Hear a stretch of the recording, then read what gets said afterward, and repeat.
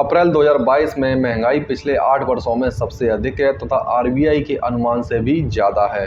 क्या है इसकी हकीकत, जानने व समझने की कोशिश करते हैं। नमस्कार दोस्तों, मैं हूं देवांश चंद्रा। आप देख रहे हैं rewind India. And the inflation rate in India is currently at an 18-month high. That is the news that we are breaking to you on the. And price rise, well, it's hurting Indians also, like other countries across the globe. According to latest figures, retail inflation in India has surged to 7.8% on annual basis in the month of April. Bharat सरकार के द्वारा जारी किए गए आंकड़ों से पता चलता है अप्रैल 2022 में महंगाई की दर 7.79% रही है, जो कि मई 2014 के बाद सबसे अधिक है। लेकिन कुछ लोगों का मानना है कि अप्रैल में जो महंगाई दर 7.79% बताई गई है, महंगाई उससे ज़्यादा भी हो सकती है। सबसे पहले हम ये जानने की कोशिश करते हैं महंगाई दर निकालते कैसे हैं तथा महंगाई दर होती क्या है। महंगाई दर को शुद्ध हिंदी में मुद्रास्फीति दर तथा अंग्रेजी में इन्फ्लेशन रेट के नाम से जाना जाता है। महंगाई दर यानी कि किसी एक प्रोडक्ट के एक वर्ष से दूसरे वर्ष के बीच में कीमत में प्रतिशत की बढ़ोतरी को ही महंगाई दर कहते हैं। एग्जाम्पल के लिए सन 2000 में किसी कार की कीमत 5 लाख रुपए थी, आज के समय पर उसी कार की कीमत 10 लाख रुपए है। तो कार के कीमत में जो अंतर आया है, उसी अंतर का परसेंटेज ही महंगाई दर माना जाएगा या महंगाई का परसेंटेज माना जाएगा। आसान शब्दों में समझिए, मई 2014 के बाद अप्रैल 2022 में ही सबसे ज़्यादा चीज़ें महंगी हुई हैं। महंगाई की बात की जाए तो महंगाई में सबसे ज़्यादा महंगा ऑयल एंड फैट्स हुए हैं, जिस पर 17.3% की महंगाई दर है, जो कि आम आदमी ने सरसों के तेल से लेकर रिफाइंड घी सभी पर महसूस किया भी है। यदि ऑयल की महंगाई के कारणों की बात की जाए तो इसके कारणों में से एक कारण रसिया वर्सेस यूक्रेन का युद्ध भी है, क्योंकि यूक्रेन सनफ्लावर ऑयल को एक्सपोर्ट करने का काम करता है तथा हमारा देश भी यूक्रेन से सनफ्लावर ऑयल को इंपोर्ट करने का काम करता है। ऑयल एंड फैट के बाद सबसे ज़्यादा महंगाई दर यानी कि इन्फ्लेशन रेट सब्जियों पर है, जो कि 15% के ऊपर है।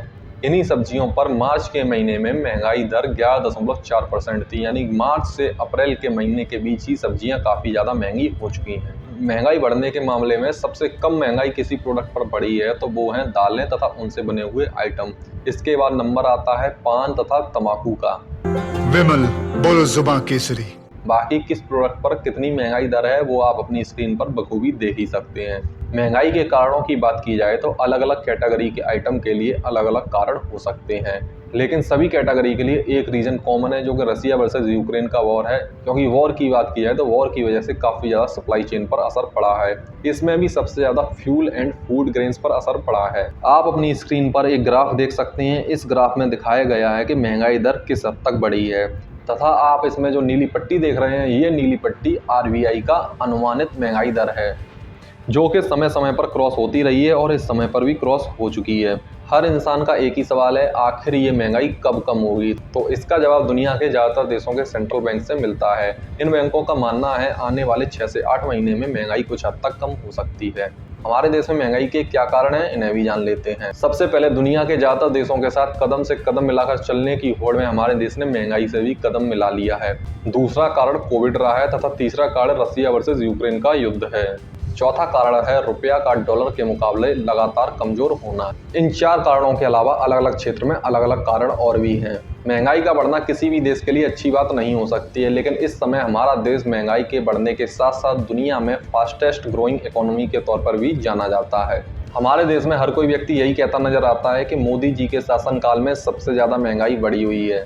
क्या है इसकी हकीकत, इसको भी जान लेते हैं। यदि बात की जाए आज़ादी के समय पर हमारे देश में कितनी महंगाई थी, तो आप जान लीजिए सन 1947 से 1950 के आसपास हमारे देश में 2% के आसपास महंगाई दर थी, जो आज के समय से काफ़ी कम है। 1960 से 1970 के बीच की बात की जाए तो उस समय पर महंगाई दर हमारे देश में 6% के आसपास थी, जिसके कारण भी हैं, जिसमें से पहला कारण है भारत व पाकिस्तान का युद्ध तथा दूसरा कारण है भारत व चीन का युद्ध। युद्ध के बाद के समय पर महंगाई कुछ ज़्यादा ही बढ़ गई थी। 1973-74 के समय पर ऐसा बताया जाता है कि महंगाई दर 20% से भी ऊपर निकल गई थी, जो कि आज के समय पर तुलना की जाए तो काफ़ी ज़्यादा होती है।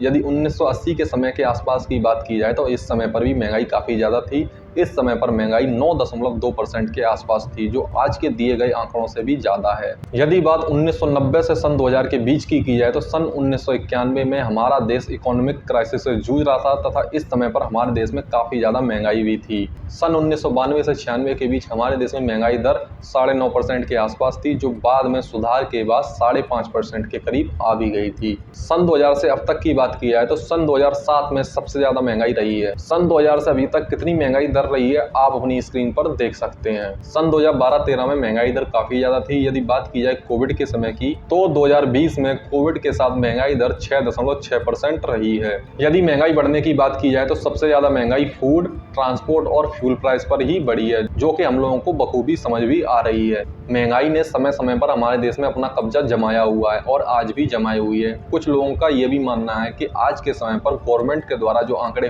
पेश किए गए हैं वो आंकड़े फर्जी हो सकते हैं। असल में महंगाई 7.79% से कहीं ज्यादा 15 या 16% होने की आशंका जताई जा रही है।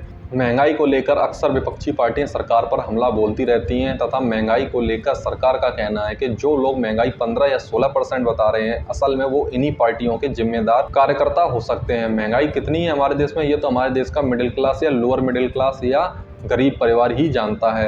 आशा करते हैं आपको वीडियो पसंद आया होगा। यदि वीडियो पसंद आया तो चैनल को शेयर करें, सब्सक्राइब करें, वीडियो को लाइक करें। धन्यवाद।